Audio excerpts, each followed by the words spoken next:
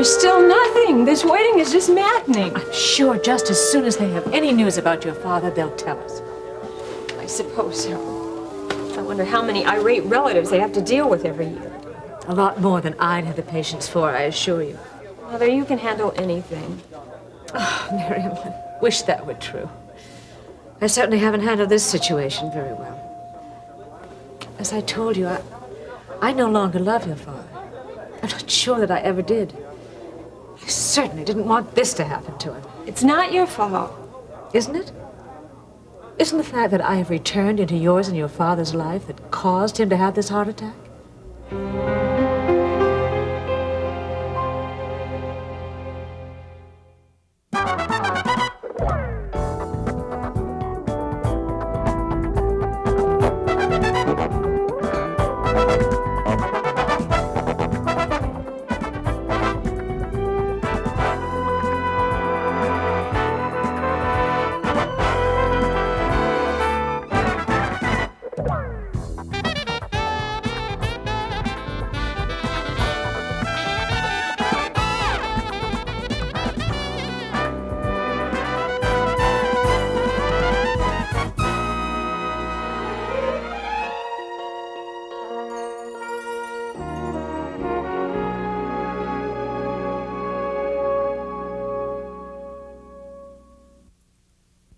No, of course it isn't. Because whatever happened to Daddy it's a result of his own negligence, not anything you did. I seem to have been the immediate catalyst. Are you really holding yourself responsible for this? You can't, Mother. Miriam, I can't get it out of my mind, that picture of the agony on your father's face when he saw me in the crowd.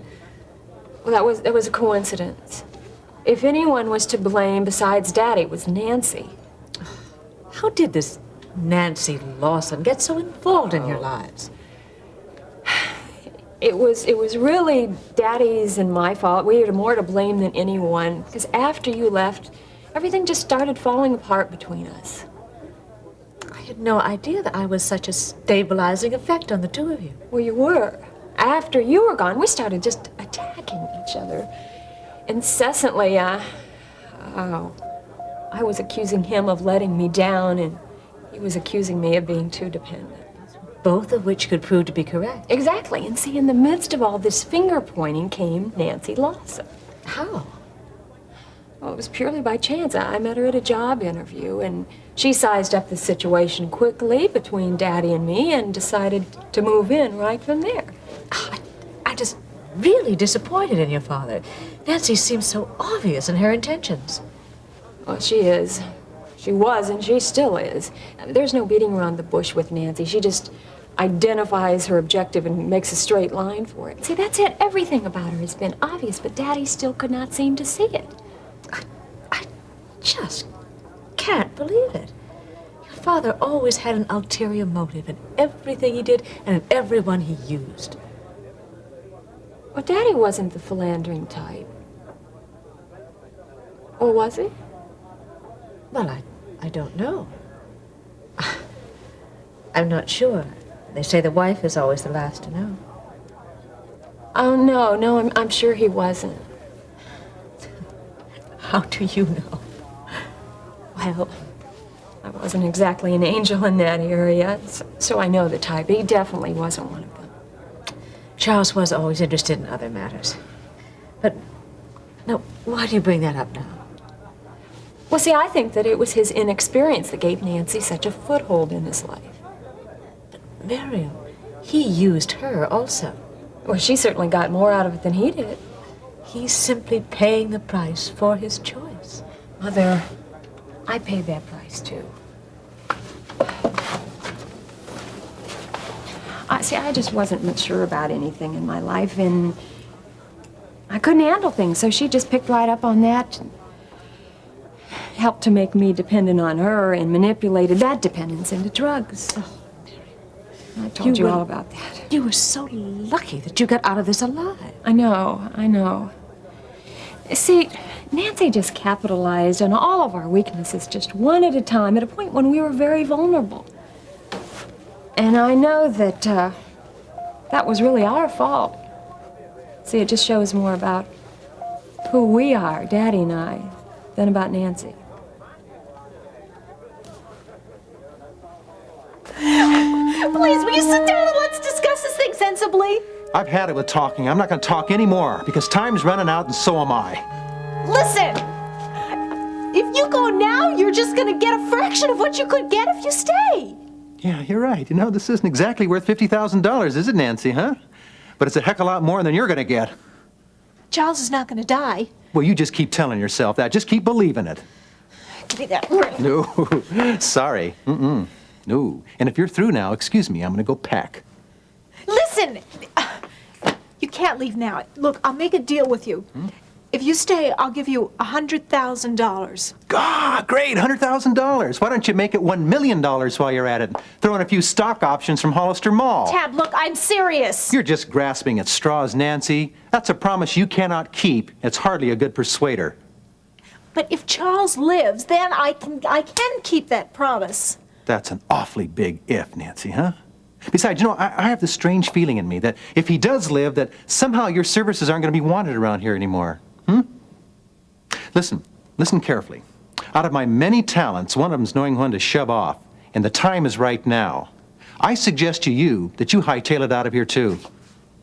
Well, but look, if he lives, then there'll be a lot of money for both of us. We can No, both Nancy, get... I just said, so what if he lives? Think. He comes home, he sees no diamond ring, huh? Isn't he going to get a little suspicious? Your jewelry's all gone. What's he going to think then? And the missus is back into the picture. Have you forgotten about her? Do you think she's just going to stand around here and watch you rip off all the old boy's wealth? You can stay if you want, but I'm taking it all. All of it. Please, Tab, don't do this to me.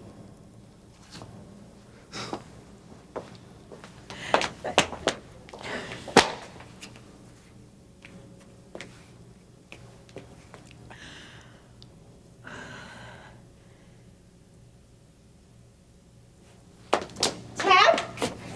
Tab? Good. Ignore me again.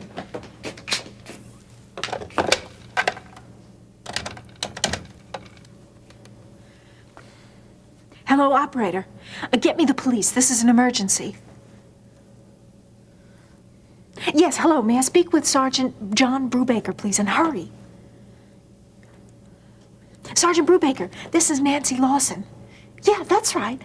Listen, you gotta help me. Someone's trying to steal my jewelry. Terry, I heard the news on the radio. Mrs. Carpenter. Hello, Mrs. Davidson. How are you? Fine, but I'm sorry about what happened. Thank you. Look, we're going to do everything we can to see that your father's comfortable here at the hospital. Oh, thank you. That's thoughtful. I'm sorry for staring. It's just that I'm so surprised to see you again. Yes, apparently Miriam's father felt the same way. Oh, if I had known that my coming back to Kingsley would have caused all this chaos, I never would have made the trip. No, please don't say that. I am so glad you came back. Terry, isn't there anything you can do about finding out how Daddy is? They won't tell us anything. Well, that's because there's nothing to tell. I just talked to the nurse myself. And Dr. Greeley is still with him. And Alex is very good, and he's very considerate of patients' families. So he will talk to you personally as soon as there's something to report. Oh, okay. Oh, now look. I know that this is tough, but we're all here to help you. It won't be too much longer. Now I'm the one who's doing the staring. Why? Well, when I left, you two were certainly not the best of friends and never likely to be for that matter. Well, things do change. Oh, that's certainly true. And suddenly, here you are. That's a long story. I have a feeling we may have time for it, too. Later, perhaps. I understand.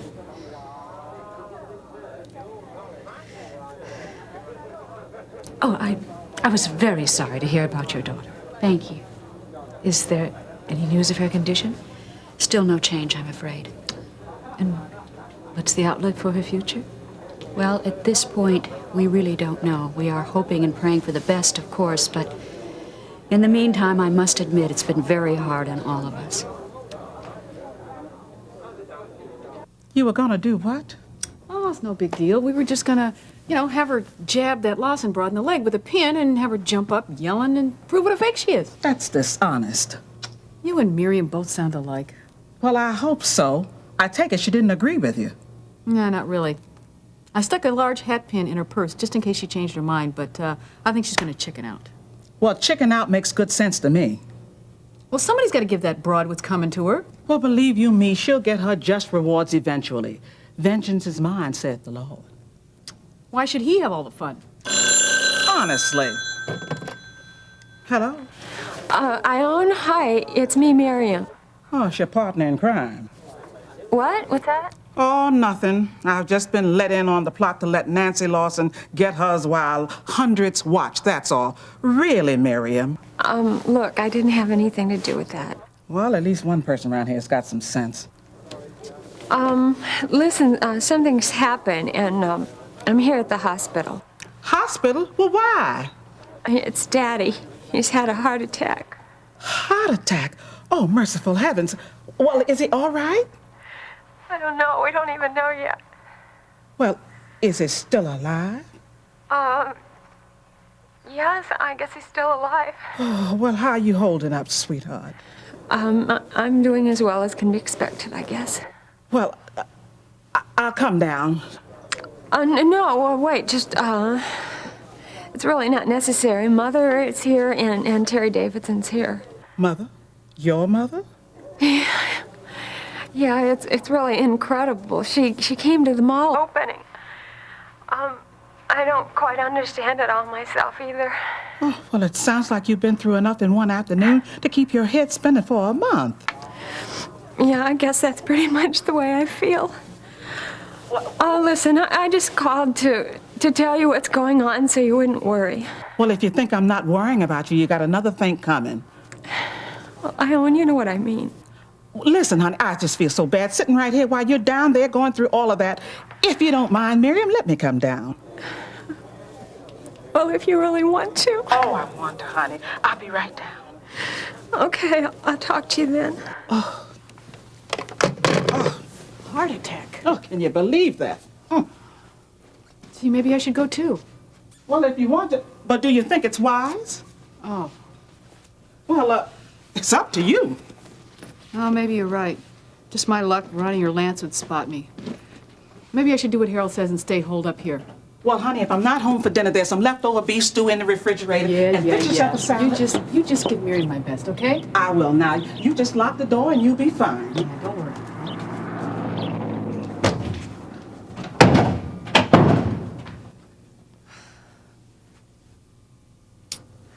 What could go wrong?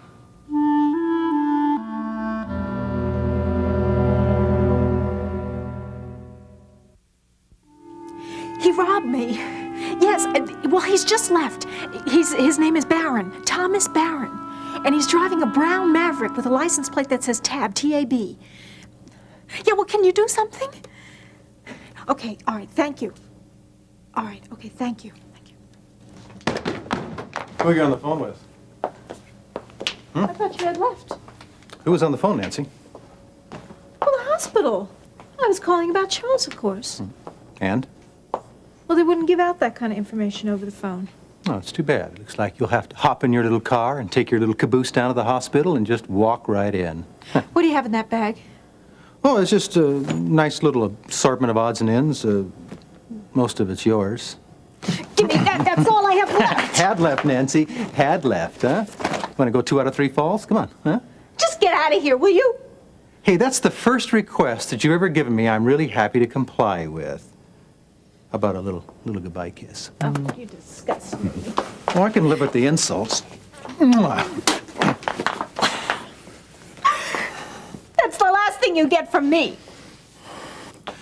Okay, Nancy. It's all right. You don't fool me a bit, huh? You know something? I think I'm the only man to ever really satisfy you. You know that? And it's too bad. It's too bad circumstances are preventing us from getting together just when things are getting kind of hot. You know? I hope they'd lock you up and throw away the key. Don't worry about that. Don't count on it, because they're not going to ever get me. What makes you so sure? You're not about to turn me in. You kidding? Because you know what I'll do to you if you ever do that.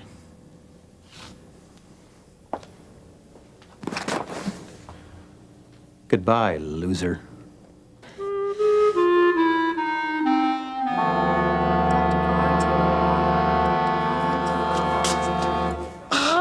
Miriam, honey. Oh, I'm so glad you decided to come. Oh, just your saying no wouldn't be enough to keep me away. I should have known better than to try. Just you remember that in the future. Well, listen, Mother, I want you to meet Ione Redlin. This is my mother, Helen Carpenter. Well, I'm very pleased to meet you. Not as pleased as I am to meet you. Miriam's told me so much about you since she came to live with me. To live with you? Oh, yes, Ione is my landlady. Well, I guess I could say it more accurately that I am her ministry. Oh, nonsense. I get as much out of the arrangement as she does. If I had not believed that you changed before, I certainly believe it now. Well, I'm surprised your father didn't have a heart attack sooner. I think he almost did when he found out. Well, I'm very proud of you for sticking to your guns. Miriam, Mrs. Carpenter. Oh, Dr. Greeley, how's Daddy? Well, he's resting comfortably now. Will he live? Well, would you rather discuss this in private? No, Ione and Terry, their family. Fine. Well, is he going to live, Doctor? Well, he's stabilized now, and he's out of danger for the time being. Well, the time being, does that mean that he's going to be having problems again in the near future? No, what I mean by that is, I think he's going to need open heart surgery. Oh, no. It's serious, Miriam, but it's been done many times. Yes, it has. When, Dr. Greeley? Well, let's back up for just a bit. I said I think he may need the open heart surgery. But what we need to do first is a cardiac catheterization. What's that? Well, it's a procedure that enables us to determine just how extensive the damage is. We stick a tube into the patient's arm and we work it down into his heart. That's horrible. It sounds much worse than it really is. Yes. Without going into all the details, along with the help of some dyes and x-rays, we determine exactly where the blockage is. And then you do the surgery. Yes, we do a CABG. That's a coronary artery bypass graft. We take a vein from your father's leg and we actually graft it across the obstruction on the surface of the heart. I'm not going to mislead you. This is very serious major surgery. In your father's case, we would actually take the heart out of the body and work on it while he's attached to a heart-lung machine. How soon before all this happens, Doctor? Well, generally, the catheterization is done 2 to 3 months after the heart attack, but I'm not sure. In this case, we'll just have to see how Charles responds to the treatment. We may have to do it much sooner than that. Is it possible for me to see my father? He's sleeping right now. Yes, but I think you might see him for a moment. You just tell the nurse at the desk of the cardiac care unit to admit you to the room on my authorization. Oh, okay, thank you. Mother? Yes, dear. I'll come. Thank you. And after the surgery? Well, you know as well as I do. Bypass operation is not a guarantee of long life.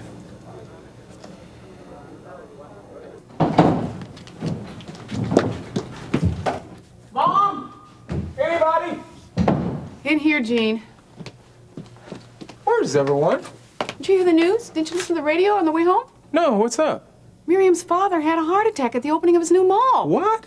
Yeah, Miriam called a while back, and your mother went down to be with her at the hospital. Wait, now, back up a minute here. Now, when did all this happen? Earlier this afternoon. At Hollister Mall? Yeah, right when he was cutting the ribbon. Well, is he all right? He's gonna live? Oh, I don't know. And Miriam called, right? Yeah. So what did she say?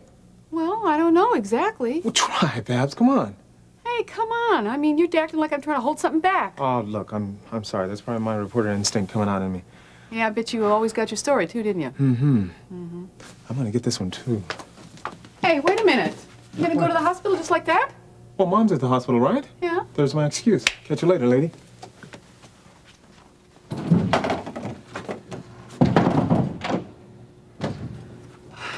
Yeah, catch you later.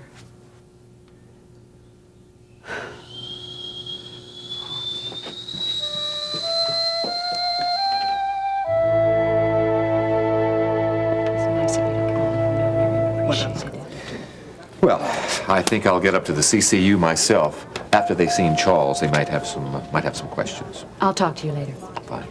Mrs. Redland, so nice seeing you again. Oh, and let's hope the next time it'll be under much more pleasant circumstances. I hope so. Well, at least one good thing has come out of all of this. Miriam and her mother seem to have firmly reestablished their relationship. Oh, I tell you, it does my heart good to see such a reunion as that. Oh, and in no time at all, Laurie's gonna be back with you. I just know it. Carla, too? Well, it's a little easier to be optimistic about other people's problems, but yes, Carla too. Why, Ione? We've spent most of our lives sacrificing for our children. Why? Is that worth so little in God's eyes? Does He really expect us to give up so easily the loved ones He's put in our care? They may be beyond our reach, Terry, but they're still within His. If he is so intent on keeping me out of the picture, then I wish he would just do something about the pain that I feel every time I think about Laurie and about this feeling of hopelessness I can't get rid of. Is that so much to ask?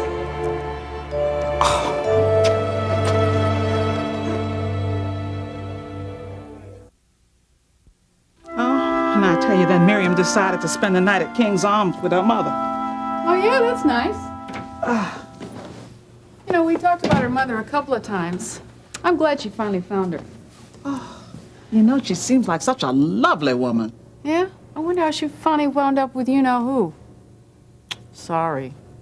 Hey, did you see Gene today? Sure did. You know, he ran in there asking a million questions. Boy, you should have seen him on this end. I mean, he must have been a heck of a reporter. He was like a different guy. Oh, he certainly was, honey. He surely was. So what happened? Well, circumstances forced him out of it, and then he just kind of lost his nerve. But I think he's getting it back again. Now, let's hope he'll see that there are as many opportunities here in Kingsley as anywhere else.